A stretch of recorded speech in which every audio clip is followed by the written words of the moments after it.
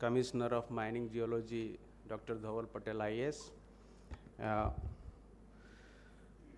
so it's very difficult to be the last speaker in the session, but nevertheless I have taken the challenge. So let us start the presentation right away.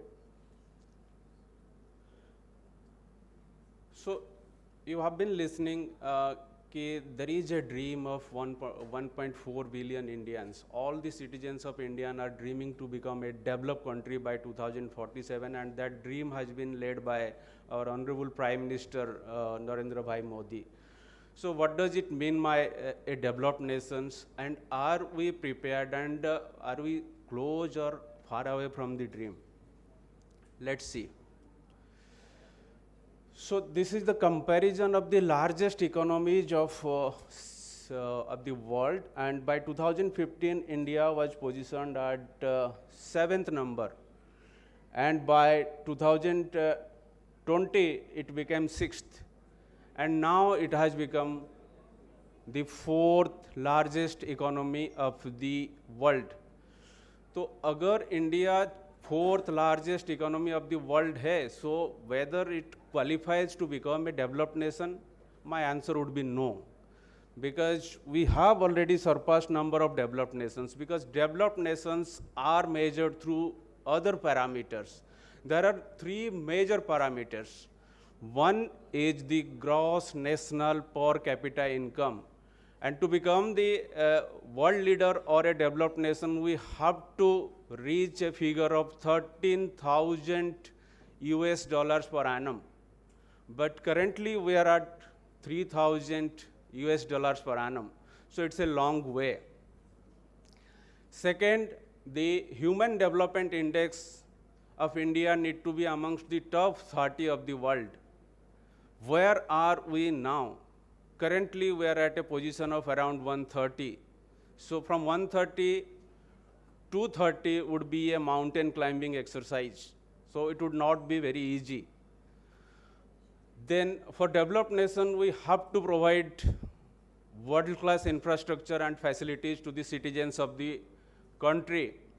Currently we are fast-tracking our infrastructures, but still a miles to go to catch up the developing world.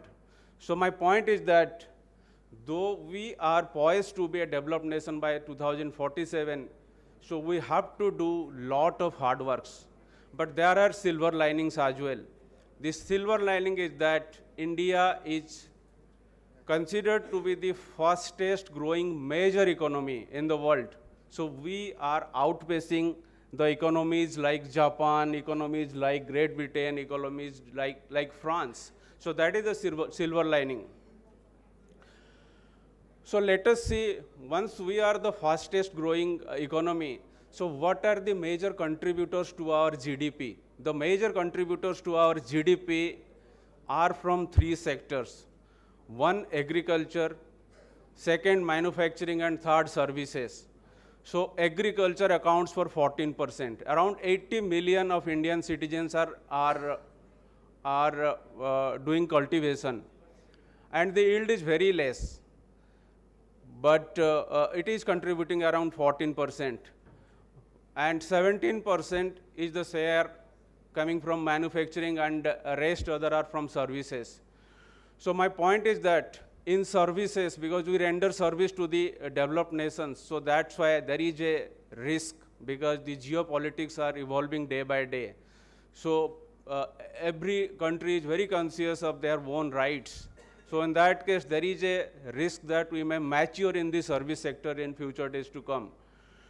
In agriculture, the yield is very less. So what left with us is manufacturing. So there need to be a revolution in manufacturing to make our India a developed nation by 2047. So let's see the manufacturing landscape of world. China is having 27% of share in the GDP from manufacturing. That's the hub. Then Japan and Germany and India is catching up. India's manufacturing contribution is around 17%.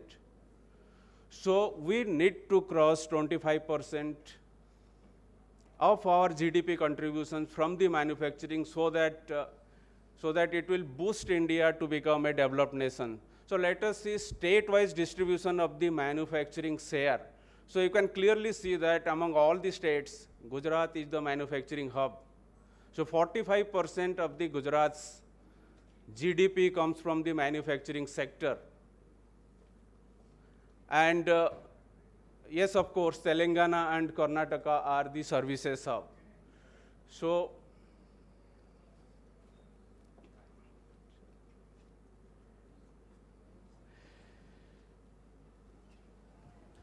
Telangana and Karnataka are services hubs, and Gujarat is the manufacturing hub. So what are the major manufacturing sectors in Gujarat? So the Gujarat's manufacturing sector started with port and logistics, ceramics and textiles. Then it went to petrochemicals and pharmaceuticals. And petrochemicals and pharmaceuticals are the cash cows. Then currently we are into EV manufacturing and wind manufacturing, wind power manufacturing sectors. I mean, the windmills, those are being established to produce wind energy that are being manufactured here. So those are the accelerators, and the future is semiconductor. So we can see that the accelerators and semiconductors, the future manufacturing, upcoming manufacturing sectors would be requiring lot of minerals, lot of critical minerals. And that's why, as my previous speakers told, that Gujarat is well poised with having promising deposits of rare earth. So Gujarat can lead India and the world to become a global hotspot in rare earth revolution. Now, coming back to the minerals, as I told that the manufacturing, acceleration in manufacturing will lead India to a developed nations. So, Gujarat is already having 45% of its share. So, do you believe that Gujarat has saturated? No, of course not. Because Gujarat has established itself as a destination for the industrialization because of its industry-friendly policies, because of the port and railway and road logistics, because of ease of doing business.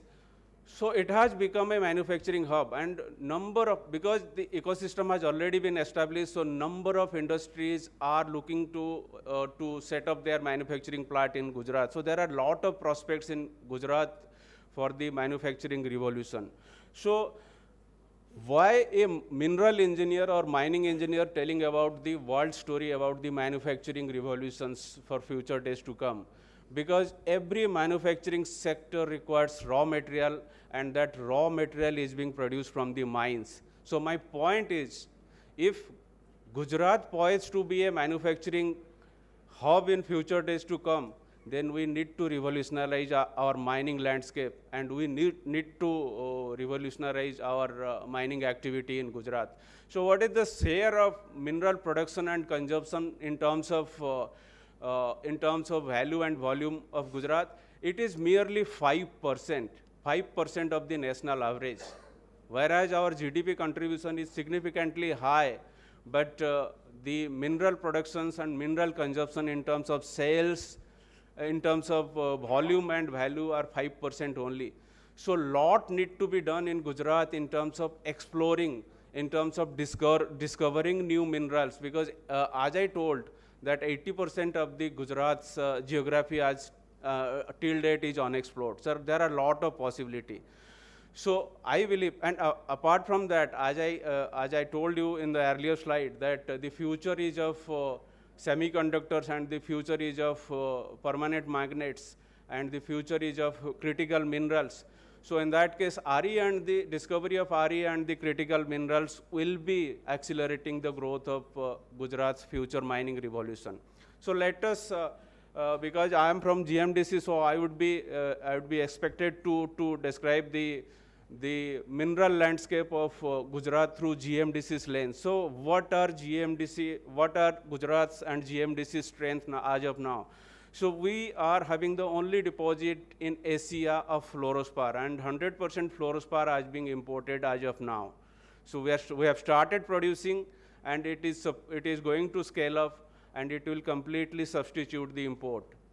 So there are lignite in Gujarat, and GMDC operates most of its lignite reserves. Apart from that, we are having limestone, we are having a huge amount of silica sand, we are having marl and perlite, not in GMDC, but Gujarat as a whole. And we are having manganese as well, we are having copper as well, we are having bentonite as well. So there are we are having bauxite as well. There are number of mineral bounties are with GMDC, and GMDC is supposed to leverage all these minerals for the prosperity of this Gujarat's industrial future revolution. So these are, as I told that, yes, of course, GMDC is having lignite, coal, energy, and this has been covered. And GMDC is spread across the geography of Gujarat, and GMDC has ventured into the far east state like Odisha. So GMDC has acquired 3 coal blocks of late, and the total resource of coal with GMDC is around 2,000 million metric tons at Odisha. So that will be helping us to secure the energy needs of Gujarat, because industrial revolution requires energy. So that would be fulfilled by Gujarat. By venturing into outside Gujarat, by facing all the difficulties, GMDC would be able to start its first mining by another few months, and thereafter coal will be flowing from there, and that would be help to generate electricity, and thereby securing the energy requirement of Gujarat. Okay. So this is the mineral assets available with GMDC. Friends, kindly see very closely. GMDC is a profit-making company, and it is profiting around 1,000 crores on annual basis.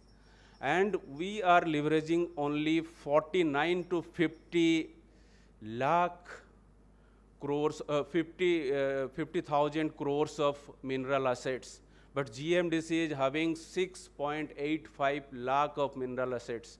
1,000 crores of profit from 50,000 crores of mineral asset, and we are sitting over 6.85 lakh crores of mineral assets. So there are numerous possibilities in future days to come, and GMDC will be definitely be one of the major levers in the mineral productions and the industrial revolution of Gujarat in specific and India in general.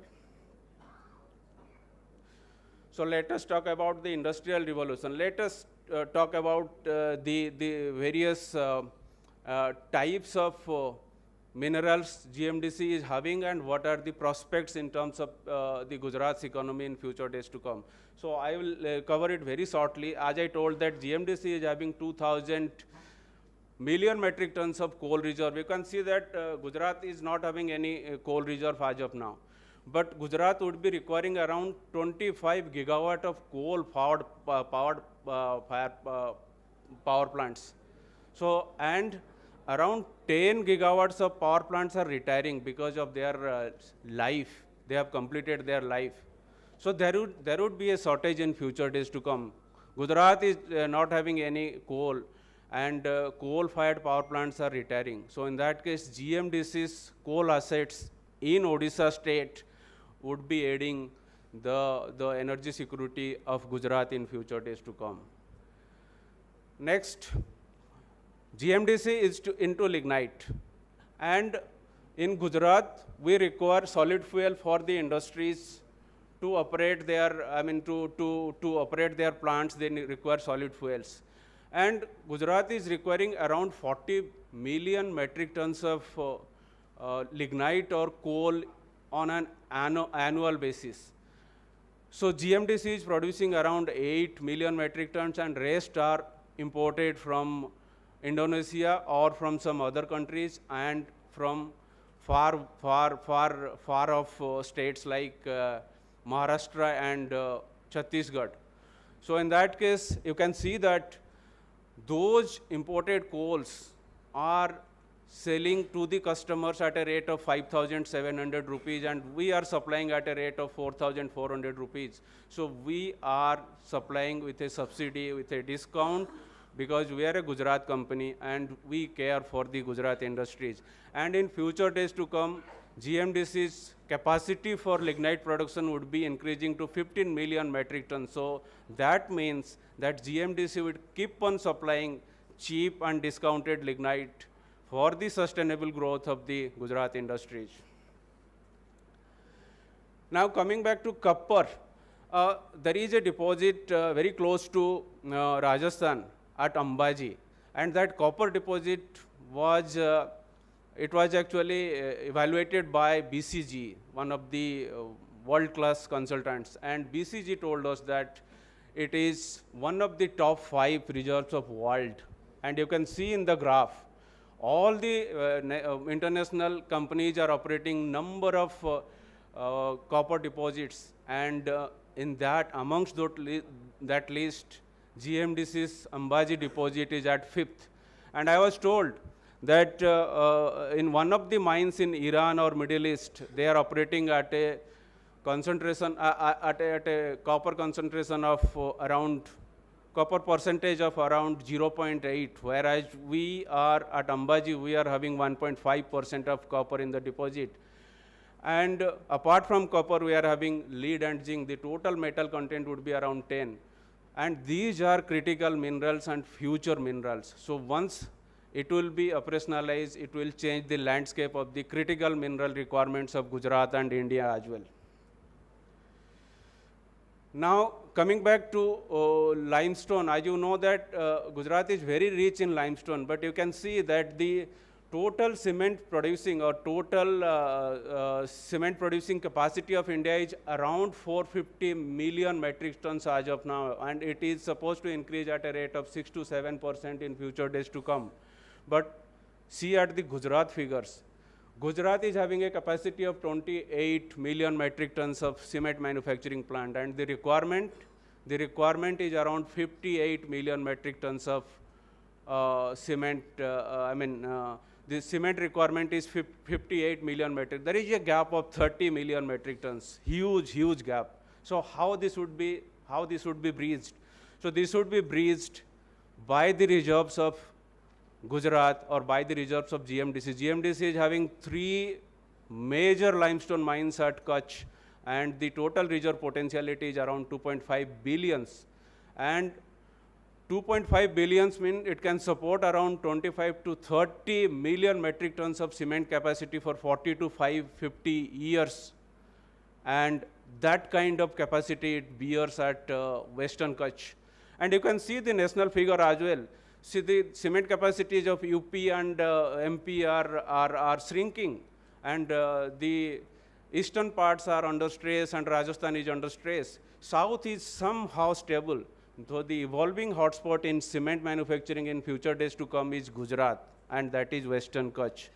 And with the proposed railway line up to Lakhpat, so it will change the total geography and the total economy of that region and Gujarat as well.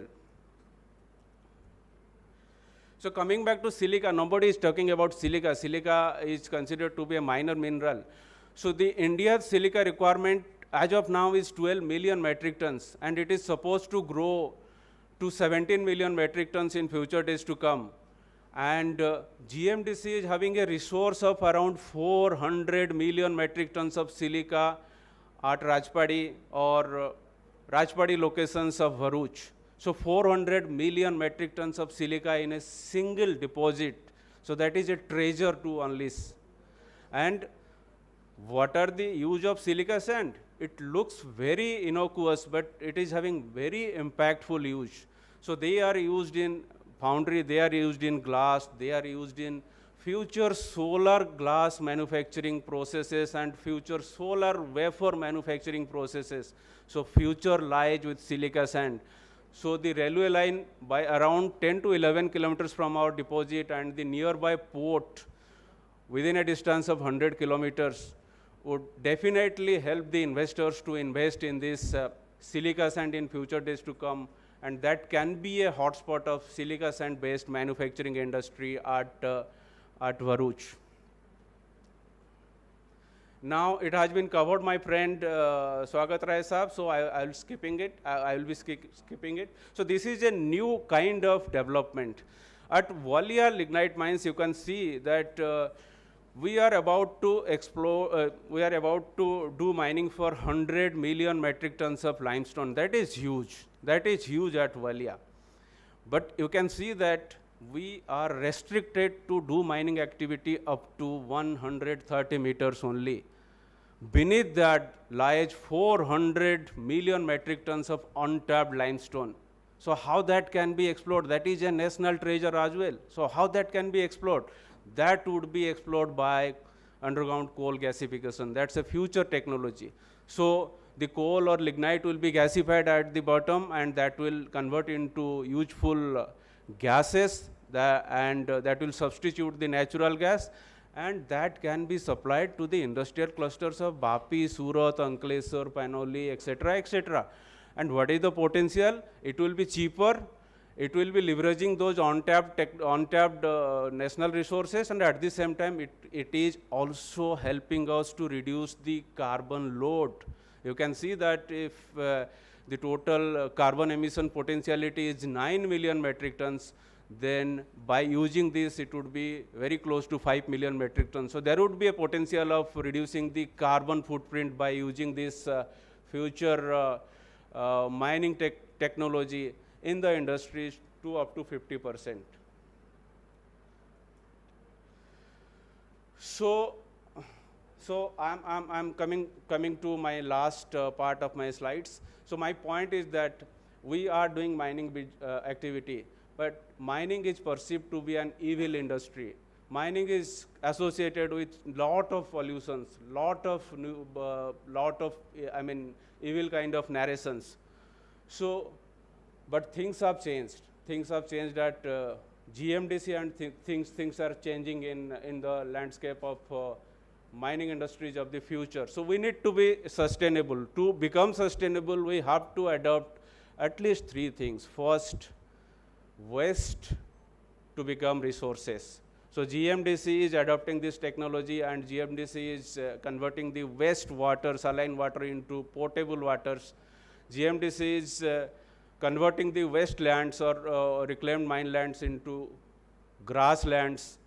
GMDC is converting its fly ash into bricks, and at the same time, GMDC is also introducing technology for capacity rationalization. So in that case, GMDC on an annual basis consumes around 700 crores of rupees for the fuel purchase. And by introduction of technology or IoT devices, that would be supposed to reduce by 10%. So there would be a net gain of around 70 crores on annual basis, which will help our sustainable journey by just introducing technology, digitization, etc., etc. And last but not the least, we used to touch lives. We used to do number of CSR activity close by. So that help us to win the community trust, and that will help an ecosystem for the industries who are, or the downstream industries who are based on mineral, to establish their units close by.